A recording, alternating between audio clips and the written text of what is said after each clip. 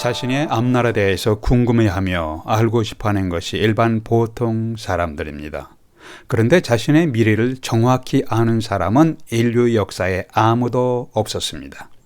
아무리 뛰어난 지식인이라도, 아무리 탁월한 예언자라도 자신의 미래 인생을 정확히 알지 못했습니다. 그러나 자신의 인생에 대해서 정확히 아시는 한 분이 있습니다. 그분은 바로 예수 그리스도이십니다. 오늘 성경 말씀에서 예수님은 자신의 미래에 어떤 일이 발생할 것인가를 제자들에게 말씀하셨습니다. 마태, 마가, 누가복음에서 모두 3번에 걸쳐서 자신의 고난의 죽음과 부활에 대해서 미리 제자들에게 분명하게 구체적으로 말씀하셨습니다.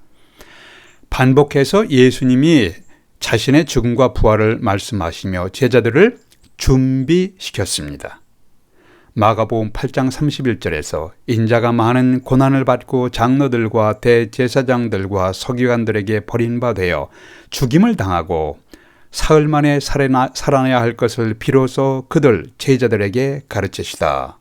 9장 31절에서 자신의 죽음과 부활을 말씀하셨습니다. 10장 33절 34절에서도 반복해서 자신의 죽음과 부활을 말씀하시되 좀 더 자세히 구체적으로 말씀하셨습니다. 매우 충격적인 사건이라서 실제로 사건이 발생했을 때 제자들이 너무 당황하거나 너무 절망하지 않도록 반복해서 말씀하며 제자들을 준비시키셨습니다. 21세기를 살아가는 우리는 한치 앞날도 내다볼 수가 없습니다. 현재 우리의 미래를 모르는데 우리가 어떻게 살아야 하는가요? 이것이 오늘 메시지의 초점입니다. 첫 번째, 우리의 미래를 아시는 주님의 인도하심을 구하며 살아가십시오. 우리의 미래를 아신, 우리의 과거도 아시고 우리의 현재도 아시고 우리의 미래를 아시는 주님께 인도하심을 구하며 살아가십시오. 32절 말씀 보겠습니다.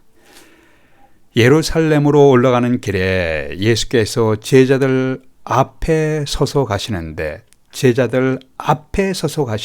저희가 놀라고 쫓는 자들도 두려워하더라. 이에 다시 12 제자를 데리시고 자기의 당할 일을 일러 가라사대. 여기서 예수께서 제자들 앞에 서서 가신다.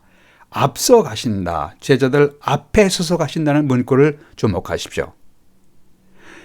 예루살렘에 올라가서 고난을 받고 죽임을 당할 것을 아시는 주님은 어떤 두려움과 망설임이 없이 제자들 앞에 서서 담대히 걸어가셨습니다. 이 모습을 보고 있는 제자들은 어땠을까요? 32절에 후반부에 보니까 그들 제자들이 놀라고 따르는 자들은 두려워하더라. 제자들이 오히려 놀랐습니다. 따르는 자들이 두려워했습니다. 예수님께서 예루살렘에서 참혹한 고통과 죽음의 사건, 이것이 예수님 자신에게 발생할 것을 미리 알고 계셨던 주님은 망설임이 없이 걸어가시는데 이러한 사건이 있을 것이라고 가르침을 받은 제자들은 놀라고 두려워하는 상황이었습니다. 요한복음 11장에서 이런 정황을 감지한 도마는 이제 이렇게까지 말씀했습니다. 도마가 요한복음 11장에 보니까 도마가 다른 제자들에게 말하되 우리도 주와 함께 죽으러 가자. 우리도 주님과 함께 예수님과 함께 예루살렘에 죽으러 가자. 주님은 제자들이 예루살렘에서 자신에게 발생할 고난의 죽음과 부활을 말씀하며 미리미리 제자들을 준비시키는 중인데 도마는 우리도 주님과 함께 죽으러 가자 하는 것은 이들이 절망하며 두려워하고 있는 제자들의 마음 상태를 나타내고 있습니다. 이렇게 절망하며 두려워했던 제자들은 실제로 충격적인 주님의 고난과 죽음의 상황이 발생하자 배신했습니다. 뿔뿔이 흩어져 도망갔습니다. 주님의 제자들은 구약 성경에 예언된 메시아의 죽음에 대해서 잘 이해하지 못했습니다. 구약 성경의 의미를 온전히 아시고 자신의 죽음과 고난에 대해서 말씀하신 예수님의 말씀도 이것을 미리 구약 성경에 따라서 그리고 자신의 전지하심에 따라서 미리 말씀하신 예수님의 말씀도 이해하지를 못했습니다. 한마디로 메시아의 고난과 죽음에 대해서 제자들은 무지했습니다. 믿으려고 하지 않았습니다. 구약 성경에 대한 지식은 어느 정도 있었지만 그 성경 말씀의 의미와 해석을 제대로 이해하지 못했습니다. 오늘날도 성경에 대한 어느 정도의 지식은 있지만 그 성경의 의미가 무엇인가, 그 성경을 해석을 어떻게 할 것인가, 해석과 의미를 제대로 하지 못해서 이단들이 나옵니다. 매우 비성경적인 기독교 단체들이, 극단적인 단체들이 생겨나고 있는 상황입니다. 누가복음 24장에 예루살렘에서 엠마오로 가는 길에서 부활하신 주님이 2명의 제자들을 만나서 동행하셨습니다. 2명의 제자들은 예루살렘에서 일어난 예수님의 고난과 죽음에 대해 깊이 절망하며 슬픈 기색을 하고 있었습니다. 이때 어떤 대화가 오고 갔습니까? 주님은 24장 27절에 보니까 주님은 모세와 모든 선지자의 글로 시작해서, 여기 모세와 모든 선지자의 글은 구약 성경을 의미하고 있습니다. 구약 성경에 시작해서 모든 성경에 쓴 바 자기에 관한 것을, 자기 메시아 예수님에 관한 것을 자세히 설명하니라. 유대교 지도자들의 가르침과 영향을 받은 사람들이 구약 성경에 나타난 메시아에 대해 어느 정도 이해하는 부분도 있습니다. 물론. 그러나 이해하지 못하는 부분도 많았습니다. 오해하는 부분도 많았습니다. 무지한 부분도 많았습니다. 유대교 지도자들의 독선적인 선민의식, 독선적인 우월의식, 또 편견으로 인하여 메시아에 대해 왜곡된 시각을 갖고 있었습니다. 그래서 주님의 제자들은 어떤 메시아를 기대했습니까? 주님의 제자들은 정치적이며 혁명적인 메시아를 기대하고 있었습니다. 예수님은 죽은 자를 살리시고 불치의 병을 치료하시고 떡 5덩이와 물고기 2마리로 5,000명을 먹이시는 기적을 베푸셨습니다. 이런 예수님에 대해서 제자들은 무엇을 기대하냐면은 로마 제국을 정복하시고 예루살렘을 중심으로 전 세계를 통치하는 메시아 왕국을 세우실 것을 기대했습니다. 정치적, 혁명적 메시아를 기대했어요. 그런데 예루살렘에 올라가서 유대 지도자들에게 죽임을 당하실 것이고 3일 후에 부활하신다는 것을 말씀하니까 도저히 이것은 이해가 되지 않는 거예요. 어떻게 메시아가 죽임을 당합니까? 이해가 되지 않습니다. 제자들은 메시아이신 예수님에 대해 구약 성경과 예수님의 말씀을 제대로 이해하지 못하는 상황이었습니다. 이런 제자들을 준비시키기 위하여 주님은 예루살렘에서의 자신의 죽음과 부활을 반복해서 자세히 분명하게 말씀하셨습니다. 주님 말씀하신 대로 예루살렘에서 주님의 죽음과 부활의 사건이 정확하게 발생하며 예언이 이루어졌습니다. 주님은 자신의 미래에 대하여 온전히 아시고 준비하시는 분입니다. 요한복음 2장에서 많은 사람들이 예수님께서 행하시는 기적을 보고 예수님을 믿었다고 했습니다. 하지만 예수님은 그렇게 믿는 사람들에 대해서 사람들을 신뢰하지 않았습니다. 이렇게 기록했습니다. 요한복음 2장 23절 25절에 보니까 이는 친히 모든 사람을 아심이요 또 사람에 대하여 누구의 증언도 받으실 필요가 없었으니 이는 그가 친히 사람의 속에 있는 것을 아셨음이니라. 주님은 40년 후에 예루살렘 성이 돌 하나도 돌 위에 남지 않고 다 무너뜨려지리라는 것을 정확히 아시는 분이셨습니다. 주님은 자신이 예루살렘으로 타고 들어갈 어린 나귀가 어디에 있는지를 정확히 아시는 분이십니다. 주님은 어린 나귀의 주인과 제자들 사이에 무슨 대화가 오고 갈지를 정확히 아시는 분이셨습니다. 주님은 사마리아 우물가에서 처음 만난 여인의 과거 결혼 생활 경력을 온전히 정확히 아시는 분이었습니다. 주님은 오늘날 여러분과 저의 과거도 아시고 현재도 아시고 미래를 온전히 아시는 분이십니다. 시편 139편에서 이런 고백이 있습니다. 여호와여, 주께서 나를 살펴보셨으므로 나를 아셨나이다. 주께서 나의 앉고 일어섬을 아시며 멀리서도 나의 생각을 밝히 아시오니 나의 모든 길과 내가 눕는 것을 살펴보셨으므로 나의 모든 행위를 익히 아시나이다. 시편 139편입니다. 하나님은 여러분과 저의 생각과 행위를 알고 계십니다. 그래서 시편 기자는 이렇게 마지막으로 이런 고백을 합니다. 주님이여, 저에게 무슨 악한 행위가 있나 보시고 저를 주님 앞에 복된 길, 영원한 길로 인도하옵소서. 이것이 저와 여러분의 기도가 될 수 있기를 바랍니다. 주님이여, 저에게 무슨 악한 행위가 있나 보시고 저를 주님 앞에 복된 길, 영원한 길로 인도하옵소서. 21세기를 살아가는 우리는 한치 앞날도 정확히 모르는데 어떻게 살아갑니까? 첫 번째는 우리의 미래를 아시는 주님의 인도하심을 구하며 살아가십시오. 두 번째, 우리에게 주어진 현재의 삶, 하나님의 은혜로 우리에게 주어진 현재의 삶을 성실하게 책임있게 살아가십시오. 33절 34절 보겠습니다.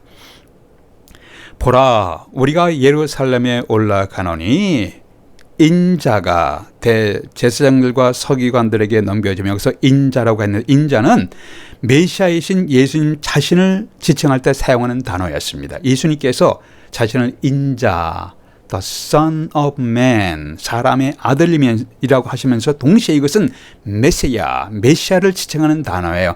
다니엘서 7장에 보면은 이 인자라는 단어가 The Son of Man은 장차 오실 메시아를 지칭하는 단어였습니다. 그래서 인자가 예수님 자신이 대제사장들과 서기관들에게 넘겨짐에 그들이 죽이기로 결의하고 이방인들에게 넘겨주겠고 그들은 능욕하며 침뱉으며 책찍질하고 죽일 것이나 그는 3일 만에 살아나리라 하시니라. 주님은 자신에게 예루살렘에서 어떤 일이 발생할 것인지를 정확하게 구체적으로 하시며 제자들에게 준비하라고 말씀하시고 계셨습니다. 자신의 미래에 좋은 일만 있을 것이면 현재를 기쁘게 살아갈 수가 있습니다. 미래에 이런 좋은 일이 일어날 것이야. 그럼 현재가 기뻐요. 현재의 아픔과 고난도 미래의 좋은 일을 위해서 참고 견디면서 감사하며 기쁘게 살아갈 수가 있습니다. 그러나 미래에 온갖 고통과 멸시와 비웃음을 당할 것을 내다본다면 현재의 삶이 매우 고통스러운 영혼을 갖게 되는 것이에요. 더구나 자신이 가장 비참하고 가장 고통스러운 십자가에서의 죽음을 미리 안다면 두려움과 공포의 영혼을 가지게 될 것입니다. 이사야 53장은 메시아이신 예수께서 어떠한 종류의 고난을 당하실지에 대해서 자세히 묘사했습니다. 그는 메시아는 멸시를 받아 사람들에게 버림을 받았으며 간고를 많이 겪었으며 질고를 아는 자라. 우리의 슬픔을 당하였거늘 그가 찔림은, 그가 상함은, 그가 메시아가 예수께서 책찍에 맞음으로 그는 예수께서 곤욕과 신문을 당하고 끌려갔으나 그가 자기 영혼을 버려 사망에 이르게 하며 범죄자 중 하나로 헤아림을 받았음이니라. 그러나 그가 많은 사람의 죄를 담당하며 범죄자를 위하여 기도하였느니라. 이렇게 이사야 53장은 명확하게 구체적으로 메시아께서 당할 고난을 말씀하고 있습니다. 구약 성경을 통해서 죄인을 대신해서 드리는 희생 제물 의식이 널리 잘 알려져 있었습니다. 성경은 죄의 삭슨 사망이라고 말씀합니다. 죄인을 대신해서 한 제물이 희생하며 죽어야만 했습니다. 나를 살리기 위해서, 나 같은 죄인을 살리기 위해서 한 제물이 희생하며 죽어야만 했습니다. 이런 희생 제물 의식이 이스라엘 백성들에게 아주 잘 알려져 있었습니다. 창세기에서 아담과 이브가 하나님을 거역하는 죄를 지었을 때 그들의 부끄러움을 가리는 가죽 옷을 위해서 한 짐승의 희생이 있었습니다. 아브라함의 아들 이삭을 대신해서 죽어야 하는 한 희생 제물을 하나님이 준비하신 것을 우리는 보았습니다. 출애굽기에서 죄에 대해 심판하는 사망의 천사가 어린 양의 희생의 피를 바른 집은 사망에서 구원받게 하는 유월절 사건을, 패스오버 사건, 유월절 사건을 우리는 성경을 통해서 보았습니다. 이스라엘 백성들은 이렇게 자신들의 죄를 대신해서 어린 양이 죽어가는 모습을 수세기에 걸쳐서 목격했습니다. 그리고 이제 마지막으로 최후의 희생 제물이 되어서 모든 사람을 죄로 인한 심판에서 구원하실 메시아를 기다리고 있었습니다. 다시 하겠습니다. 이제 수많은 자신들을 대신해서 죽어가는 어린 양의 모습을 보았지만 이제 마지막으로 최후의 희생 제물이 되어 모든 사람을 죄로 인한 심판에서 구원하실 메시아, 구원의 주님을 기다리고 있었습니다. 그런데 예수님을 보면서 보라, 세상 죄를 지고 가는 하나님의 어린 양이로다. 요한복음 1장이죠. 보라, 세상 죄를 지고 가는 하나님의 어린 양이로다라고 침례 요한은 예수님을 소개했습니다. 예수께서 태어나실 것을 전달한 천사가 뭐라고 했습니까? 마태복음 1장에서 아들을 낳으리니 이름을 예수라 하라. 이는 그가 자기 백성을 그들의 죄에서 구원할 자이심이라. 그가 자기 백성을 그들의 죄로부터, 죄로 인한 심판, 죄로 인한 형벌에서 구원할 자이심이니라. 이 예수라는 말은 여호와께서 구원하신다, Jehovah saves, 이런 의미를 갖고 있습니다. 예수님은 자신이 메시아로서 죄인들을 죄로 인한 심판과 형벌에서 구원하기 위해 죄인들을 대신해서 죽어야 함을 잘 알고 계셨습니다. 로이 레슨이라는 분이 인간에게 가장 필요한 것이라는 유명한 글을 이렇게 남겼습니다. 인간에게 가장 필요한 것이 만일의 지식이었다면 하나님은 이 세상을 사랑하사 예수님을 교육가로 이 세상에 보내셨을 것이다. 만약 인간에게 가장 필요한 것이 육신의 건강이었다면 예수님은 이 세상을 사랑하사 예수님을 의사로, 메디컬 닥터로 우리에게 보내셨을 것이다. 만일 인간에게 가장 필요한 것이 돈과 재물이었다면 하나님은 이 세상을 사랑하사 예수님을 사업가로, 비즈니스맨으로 우리에게 보내셨을 것이다. 만일 인간에게 가장 필요한 것이 즐거움과 쾌락이었다면 예수님은 이 세상을 사랑하사 예수님을 연예인, 엔터테이너로 우리에게 보내셨을 것이다. 그러나 하나님이 보시기에 인간에게 가장 필요한 것은 바로 죄 용서함이었다. 그래서 예수님을 죄로 인한 심판, 죄로 인한 형벌에서 구원하실 구원의 주님 메시아로 이 세상에 보내셨다. 의미 있는 글입니다. 주님은 유대 종교 지도자들이 자신을 이방인에게 넘겨주어 조롱하며 책찍질하며 십자가에 못 박게 할 것이라고 제자들에게 말씀했으며, 중요한 것은 자신은 십자가에 못 박게 할 것이다. 마태복음 20장에 나옵니다.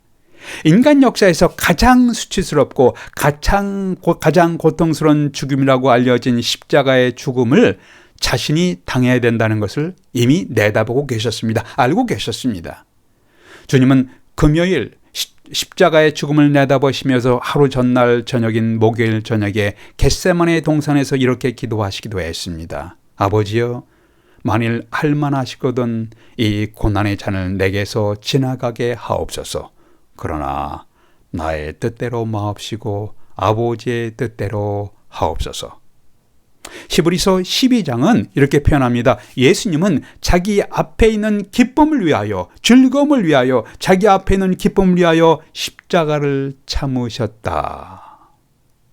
성경에 기록된 예수님의 첫 번째 말씀이 여러분 무엇인지 알고 계십니까? 예수님이 12살 시절에 6월절에 예루살렘 성전에 가셨습니다. 그리고 자기를 찾는 부모에게 이런 말씀을 하십니다. 내가 아버지의 집에 있어야 합니다. 누가복음 2장이죠. 이는 내가 아버지의 일을 해야 합니다라는 의미예요. 십자가의 죽음 이전에 마지막 예수님의 말씀이 무엇인가요? 십자가상에서 다 이루었다. It is finished. 다 이루었다. 하늘 아버지께서 세상에 나를 보내시어 하라고 하신 일을 모두 다 이루었다 라는 의미예요. 예수 그리스도는 자신의 앞에 있는 고난의 십자가와 십자가 죽음을 통과하시며 하늘 아버지의 뜻을 이루어 가셨습니다.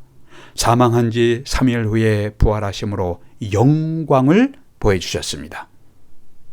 현재 우리는 한치 앞날도 완전하게 내다볼 수 없는 세상에 살아가고 있습니다. 그럼 어떻게 살아야 합니까? 우리의 긴급한 필요가 무엇입니까? 우리의 가장 중요한 긴급한 필요가 무엇인지를 하나님께 죄로 인한 심판에서의 구원을 요청하십시오. 한말로 예수 그리스도를 받아들이십시오. 그리고 예수님처럼 현재 주어진 삶의 현장에서 우리 각자를 향한 하나님의 뜻을 성실하게 책임 있게 행하며 살아가십시오. 이것이 우리들을 향한 주님의 뜻입니다. 아내로서 혹은 남편으로서 나를 향한 주님의 뜻이 있습니다. 직장인으로서의 나를 향한 주님의 뜻이 있습니다. 우리의 삶의 현장에서 주님의 뜻을 헤아리며 그 뜻을 이루어가는 것이 우리를 향한 주님의 기대하심이십니다. 여러분은 주님의 기대하심에 따라 현재를 살아가고 계십니까? 기도하겠습니다.